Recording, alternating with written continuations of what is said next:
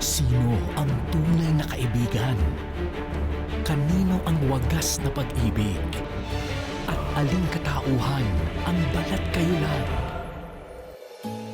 Ipinagmamalaking handog ng TV5 ang pinakamagandang drama serye sa telebisyon.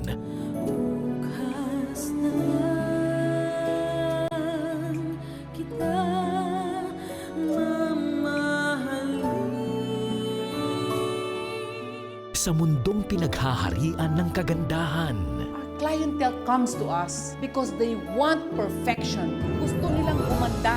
Ginagawa ko naman ang lahat para kahit papaano mapantayan ko kayo. May pagmalaki niyo ako, mahirap ba yun? Kahit kailan, hindi mo ko mapapantayan. pagtatagpi-tagpiin ang mga lihim. Kaibigin mo si Natalia. Kukunin mo lang ang pera nila.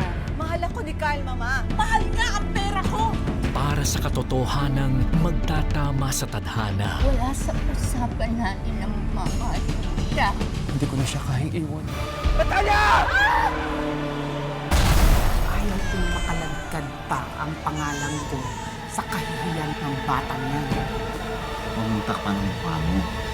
Napakaganda mo, anak. Ito ang seryeng higit pa sa labanan ng pisikal na kaanyuan lang. Gusto mo pagandahin na lang kita. Maganda ako. At sino naman ang nagsabi? Ang asawa mo. Pinagbibidahan ng tatlo sa pinakamagaganda nating bituin, ang Grand Slam Best Actress na si Miss Lorna Tolentino. Patay ng anak mo. Hindi totoo yan, Ma. Buhay ang anak ko, Ma. At ang timeless beauty of Philippine cinema na si Miss Alice Dixon. Hindi ako matatahimik hanggat hindi ko nakuha lahat ng gusto ko. At ipinakikilala ang isa sa inaabangang bagong mukha sa telebisyon, si Ritz Azul. Halika nga dito, halika dito!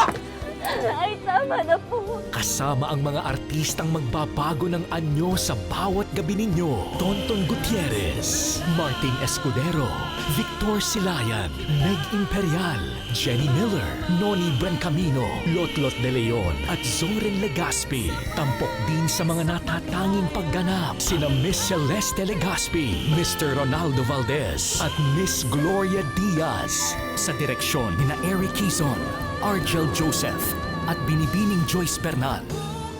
Sa likod ng natatanging ganda, malalaman mo na ang itinatagong lihim ng mga glamorosa. Simula na sa November 7, Lunes, pagkatapos ng Real Time Big Time sa Primetime Panalo ng TV5.